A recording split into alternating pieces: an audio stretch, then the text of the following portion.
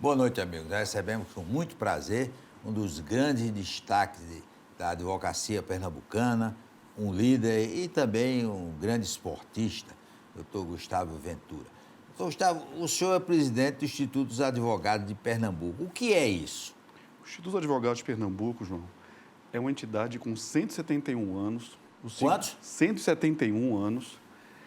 Foi criado em 11 de maio de 1851. O Instituto, para você ter uma ideia, é o segundo mais antigo do Brasil, 7 anos mais jovem que o IAB. E somos mais antigos do que o Instituto dos Advogados de São Paulo, de Minas, do Rio Grande do Sul, etc. Essa questão dos institutos, que muitos deles criaram as próprias ordens, né? A OAB de Pernambuco, por exemplo, foi criada, foi nascida dentro do Instituto dos Advogados de Pernambuco. Eu estava até um dia desses verificando, nós temos o Diário de Pernambuco, de maio de 1851, que retrata a criação do Instituto dos Advogados de Pernambuco. Então, para mim, é um motivo de muita satisfação poder presidir o Instituto que reúne advogados de primeiríssima linha, não só de Pernambuco, mas até de outros países, até em Portugal nós temos representantes. É algo para a gente muita satisfação. E o Instituto, graças a Deus, vai muito bem, produzindo livros, congressos, reuniões, sempre contribuindo com a comunidade jurídica e contribuindo com a advocacia, que é muito importante. E aqui, o de Pernambuco, tem quantos sócios? Nós temos cerca de 350 membros efetivos, fora os natos, fora os que são membros honorários.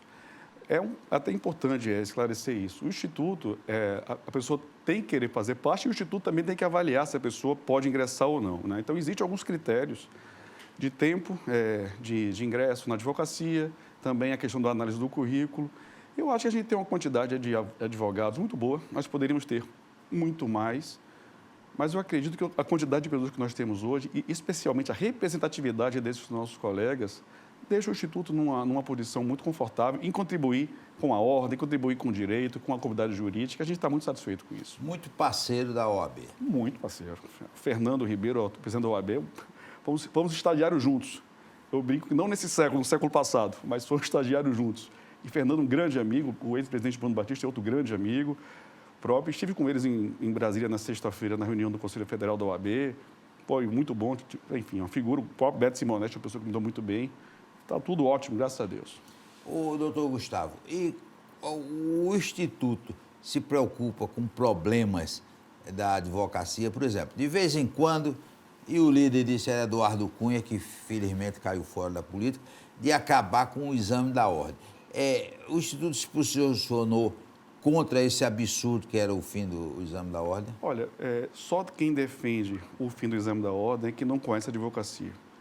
Nós temos mais de 1.300.000 advogados no Brasil. Se nós, eventualmente, se acabar o exame da ordem, nós teríamos 4, 5 milhões de advogados no Brasil. Seria proletarizar muito mais a profissão do que já é hoje. E eu entendo que o exame da ordem, se ele fosse algo super complexo, não é. Ele é o mínimo necessário para que um jovem colega possa ingressar, inclusive ser paraninfo. Nos próximos dias de ontem, a turma de novos advogados da OAB, com muita alegria, o presidente Fernando me convidou para isso. E eu entendo que a defesa da advocacia, a defesa da sociedade, passa por uma advocacia altiva e técnica. Sem o exame da ordem, isso não é possível. Mas o exame da ordem tem um baixo nível de aprovação. Aqui em Pernambuco é em torno de 20%. Quando chega, às vezes é menos. É o quê? É o exemplo da falta de qualidade das faculdades? Eu acho que é o exemplo da quantidade de faculdades que nós temos. Sinceramente, eu sou um crítico disso.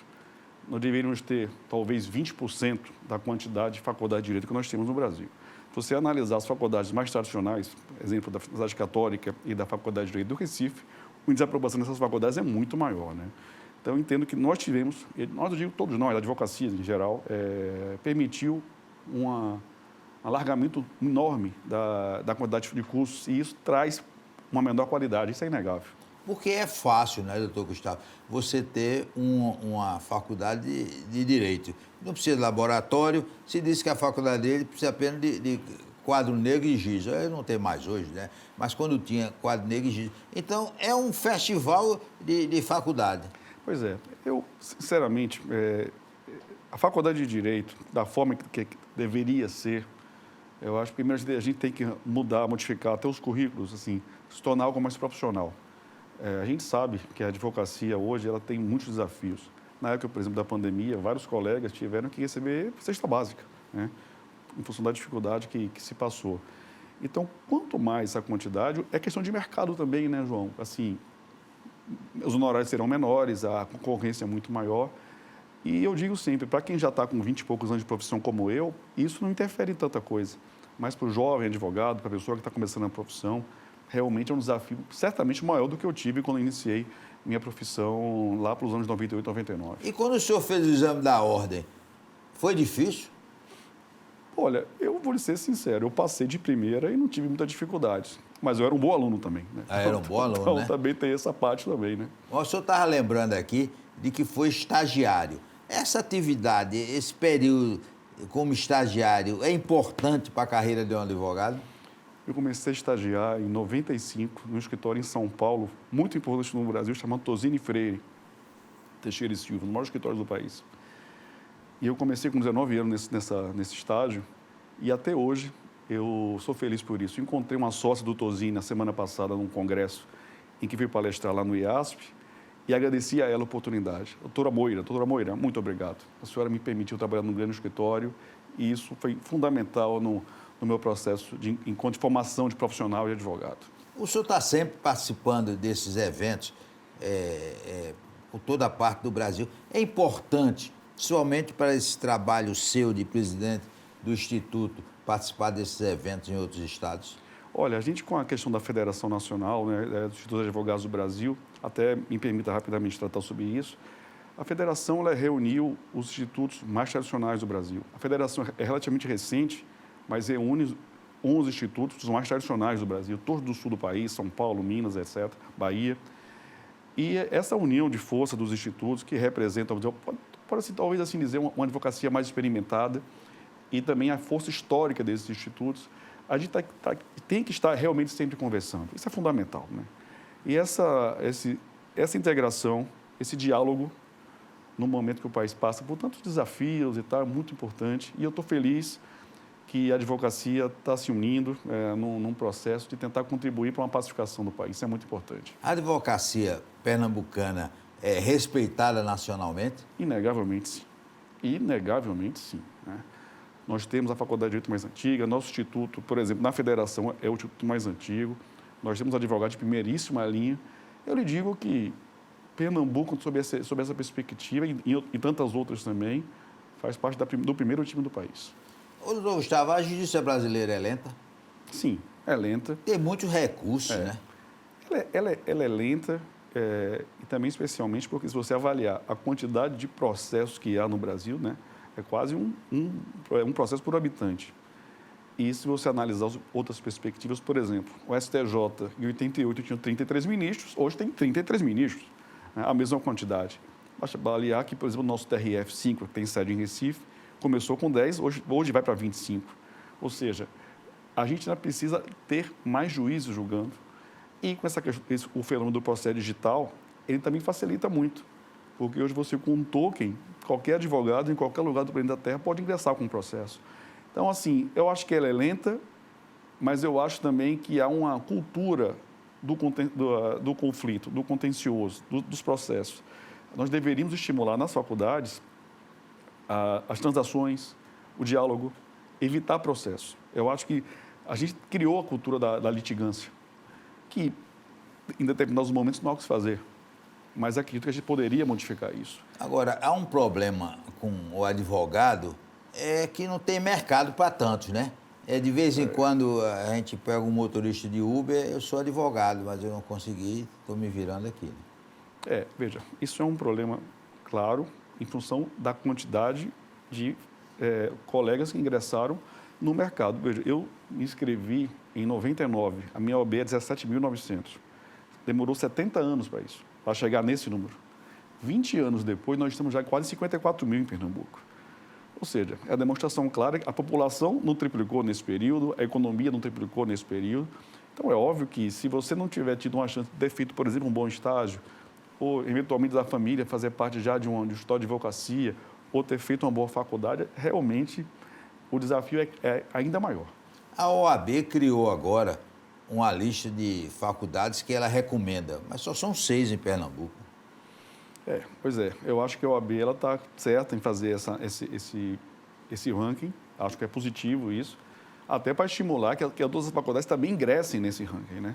Porque quando você demonstra qual é o perfil que você quer, se as outras que não fazem parte desse ranking têm o interesse em ingressar, e na minha opinião é fundamental. Acho que a gente tem que estimular os bons cursos e até para os futuros estudantes, eles verificarem também quais são as faculdades que eles devem prestar concurso, prestar vestibular para ingressar.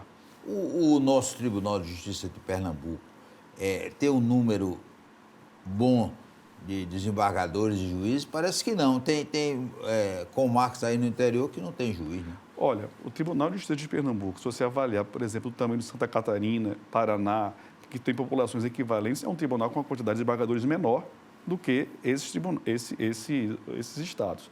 Eu acho que a questão do Tribunal de Justiça, ele está avançando muito na parte de tecnologia, né? Eu acho que aquele tribunal em Caruaru é fundamental, porque interioriza o acesso à justiça. De vez em quando querem acabar, né? Sempre aparece o chato que quer acabar, né? Nós somos contra isso. Inclusive, respeitosamente, já nos posicionamos isso no passado. E tinha estudos também para abrir outro, eu acho, em Petrolina, mas... Eu acho que abrir é sempre mais complexo, mas fechar é que é inaceitável, sabe, João? Enfim, quando eu sou mais um advogado, vou ser sincero, mais de capital do que de interior.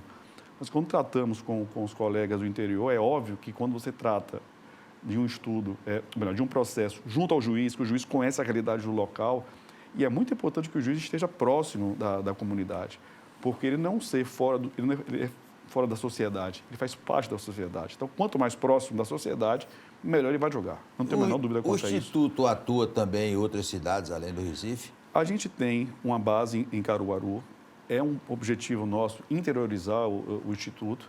Inclusive, tratamos com o presidente Fernando Júnior da OAB de Caruaru, fazemos um evento ano que vem lá, queremos fazer isso, né? Vamos contribuir com a conferência da OAB em Pernambuco, que vai ser em Petrolina, vamos apoiar também esse evento importantíssimo do presidente Fernando Ribeiro lá em Petrolina. O que a gente puder fazer, eu digo sempre, nós não somos o Instituto de Advogados do Recife, somos o Instituto de Advogados de Pernambuco, temos conselheiros do Instituto que não moram em Recife, que moram em Caruaru, que moram no interior, e a gente ainda está num processo de evolução disso, mas é um compromisso nosso e da diretoria do Instituto, da minha vice-presidente Érica, da minha diretoria e conselho, em trabalhar por esse processo fundamental de interiorizar as ações do Instituto. E Pernambuco agora vai ter uma governadora advogada, né? E uma pessoa de extrema competência. Extrema competência. Depois do intervalo, nós vamos continuar conversando com o doutor Gustavo Ventura, que é o presidente do Instituto dos Advogados de Pernambuco.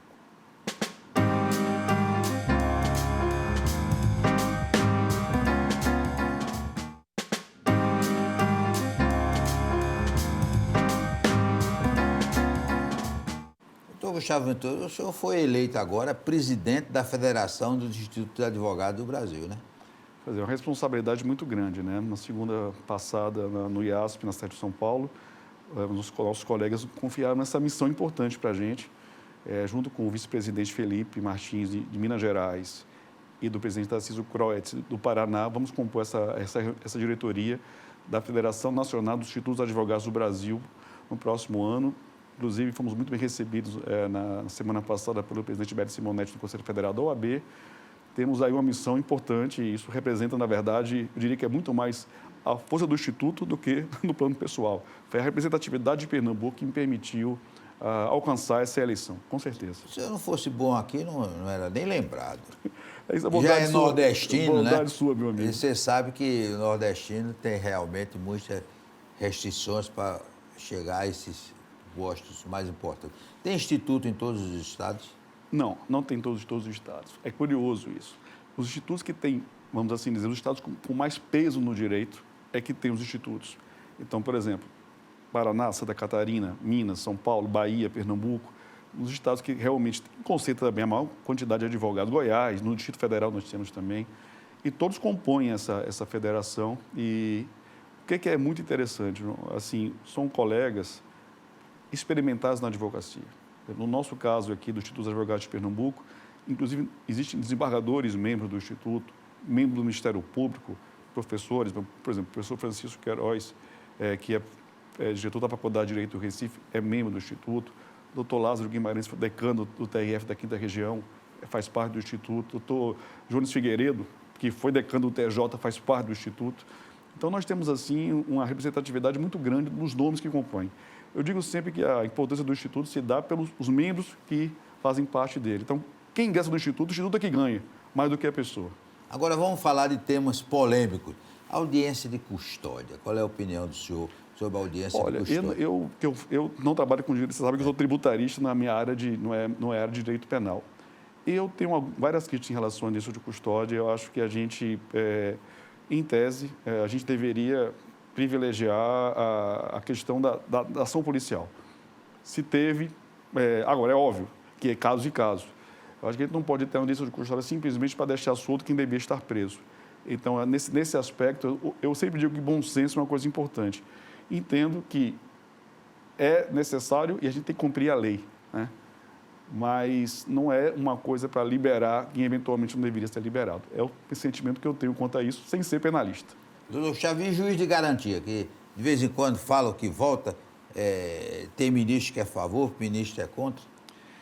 Você sabe que eu acho que o Brasil hoje não está no momento de inovar, para ser sincero. Eu acho que a gente tem que manter o que a gente já tem, que já está muito complicado.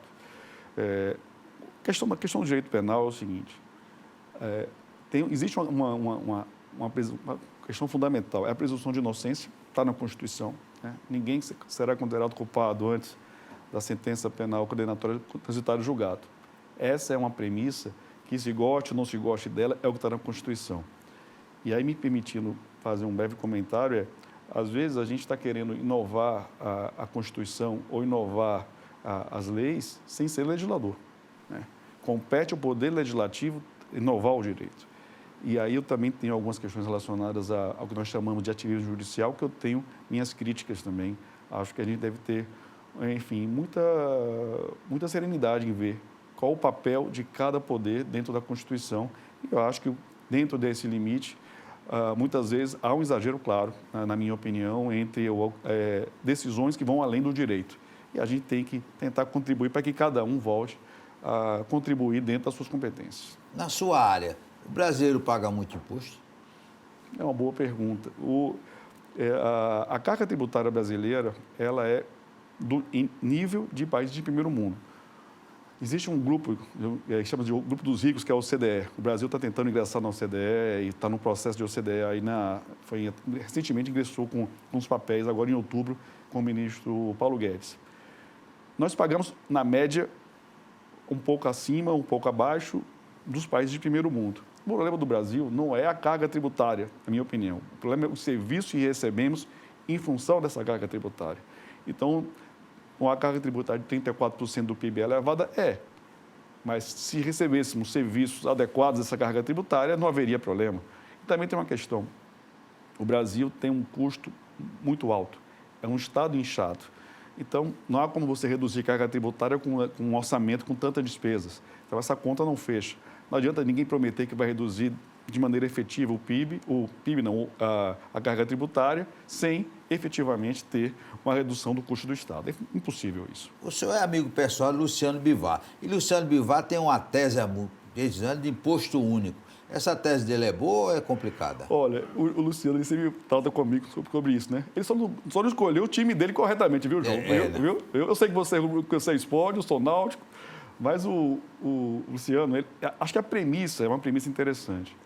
Mas o problema é que, na prática, num país como o nosso, desse tamanho, a ideia do imposto único é muito complexa. Se fosse um pequeno país, poderia imaginar que seria mais fácil fazer isso. Mas nós temos uma indústria forte, importamos muito, exportamos muito, temos muitos serviços, uma empresa de tecnologia importante. Eu acho que, na prática, implementar, até pelo plano constitucional, onde União, Estado, Distrito Federal e municípios têm suas competências tributárias, implementar o imposto único seria quase como refundar a Constituição. Então, em tese, só poder se imaginar um negócio desse com uma nova Constituição. É o que penso, pelo menos. Agora, vamos falar do lado do esportista, né? O senhor tem uma carreira de estágio, já ocupou cargos importantes no Náutico, sempre é lembrado para presidente. E hoje, o futebol pernambucano, para usar um termo, está no resto do chão, porque está perdendo para o Ceará, para Alagoas, para Bahia, agora para o Maranhão. É triste a situação do futebol. A gente tem que fazer a análise justa das coisas. Né? Quando eu tinha 10 anos, Pernambuco tinha uma importância no futebol muito maior do que nós temos hoje. Né? São vários os motivos que pode se chegar a essa conclusão nesse momento que nós chegamos. Mas eu também acho que tem que avaliar o seguinte: o que é que podemos ser feito? O que é que pode ser feito, né, para se mudar isso? Eu acho que o tema, por exemplo, da SAF é um tema que a gente pode avaliar, porque qual é a questão hoje? Por exemplo, vou falar do Náutico com um pouco mais de propriedade em relação aos outros clubes. O problema do Náutico, por exemplo, não é de patrimonial. Se você pegar todo o patrimônio do Náutico e pegar todo o passivo do Náutico, o Náutico é superavitário em muitos milhões de reais. A questão é o fluxo de caixa. O que mata a empresa e mata a clube é o fluxo de caixa.